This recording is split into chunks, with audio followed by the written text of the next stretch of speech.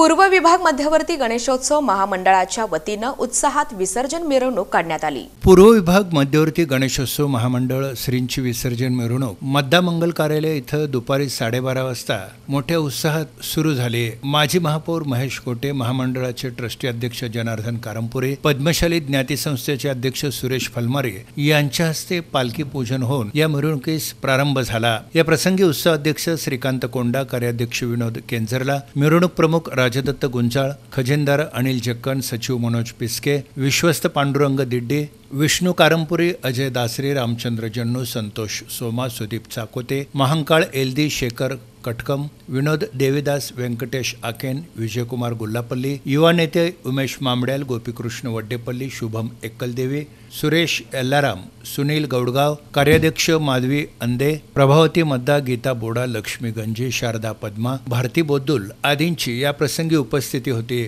दरम्यान बालकलाकार भार्गवी बोडा, विष्णुप्रिया बोद्दुल, हरिप्रिया बोद्दुल यांनी भरतनाट्यम सादर करून सर्वांचं लक्ष वेधलं। या प्रसंगी अशोक चौक भजनी मंडळानं भजन सादर केले।